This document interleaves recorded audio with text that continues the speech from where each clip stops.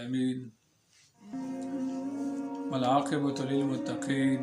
أما بعد فأعوذ بالله من الشيطان الرجيم بسم الله الرحمن الرحيم قال الله تعالى في كلامه المجيد إنا أعطيناك الكوثر. محترم مسلمانانو سامعين و اوریدونکو د الله جل شانه لاک احسان دی او فضل دی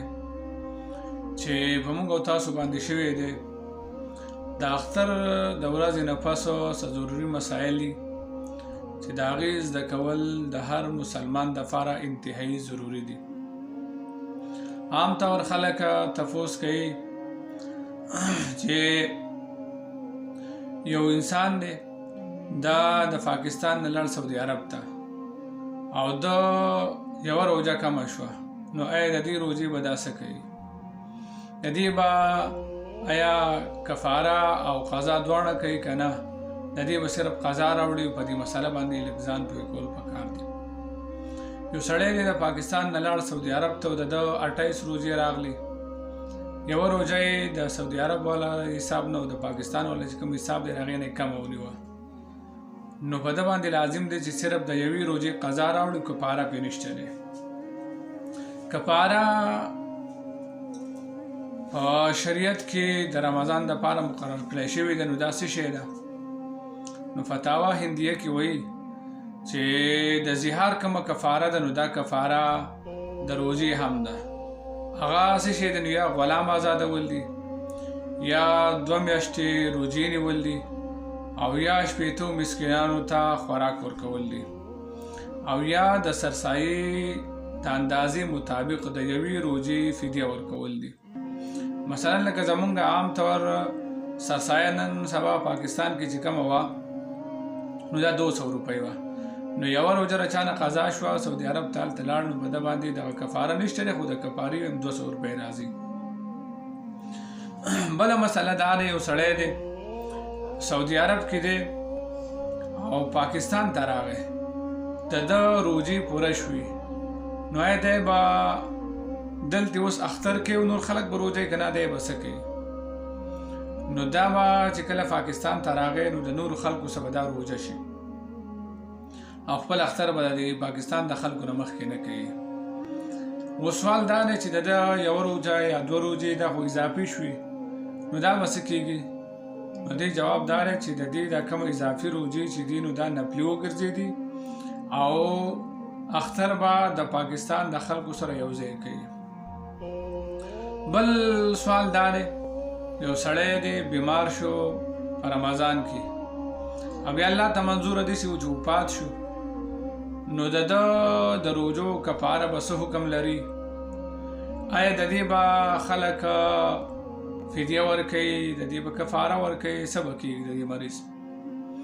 نو د دې جواب دا دی چې کوم انسان په رمضان کې بیمار شو او یا د رمضان نه مخکې بیمار دی او په دې رمضان کې وفات شو، نو په ده باندې چې کومه روژې نه دي نیول د بیمارۍ په حالات کې، په دې باندې نه قضا شته نه پرې کفاره شته دی، ځکه ده ته فعدة من ایام اخر دا میلاو نه شو. یو انسان ته موقع میلاو شي نو هله به روژې نیسي، او که موقع ورته نه ده میلاو شوي نو د روژو نه پرې قضا شته دی نه پرې فدیه شته دی. اوس بله مسله دا ده چې خلک خپلو ماشومانو ته په اختر کې عیدي ورکوي. آیا دا رسم دی، رواج دی، دا کول پکار دی، نه دی کول پکار؟ نو جواب دا دی چې سنت خو نه دي او په کولو کې هم څه حرج نشته دی. څوک د خپلو ماشومانو خوشحالي په دې سوا کوي چې هغو ته پیسې میلاو شي، هغه ځان له د لوبو څه شی یا د خوراک څه شی واخلي، نو په دې کې څه حرج نشته دی. البته سنت نه دی. کله نه کله روژه کې سړی ګرمي کېږي او غسل کوي، اوبه یې په مرۍ کې تېرې شي یا په سپېږمو کې تېرې شي، نو د سره دا پریشاني چې زه به اوس 80 روژې نیسم او که د دې روژې به زه فدیه ورکوم او د دې به څه حکم لري؟ په دې جواب دا دی چې د دې به صرف قضا راوړي،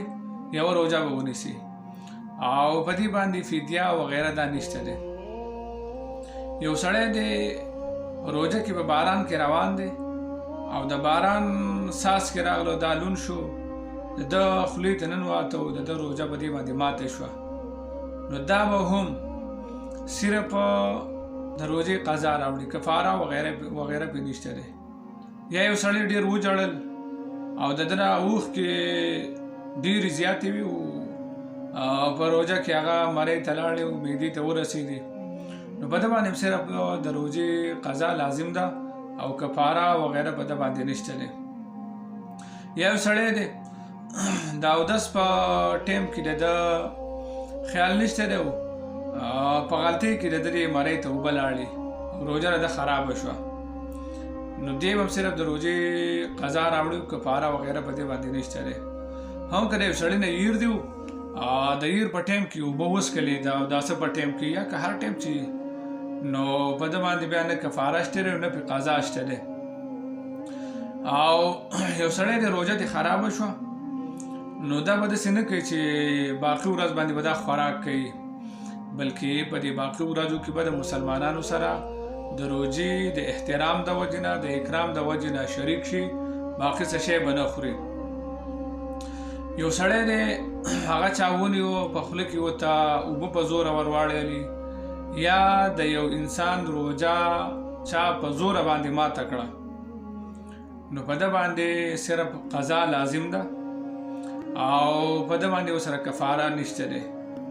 یو انسان دی او د هغه د بل روژه هم په زوره ماته کړه او د خپله روژه یې هم ماته کړه نو چې بچا باندې په زوره ماته کړې ده نو په هغه باندې و صرف قضا ده او د خپله روژه چې ده نو دی به کفاره ورسره هم ادا کوي یا به شپېته روژې پرله پسې نیسي او یا به د روژې چې کومه فدیه ده هغه به ورکوي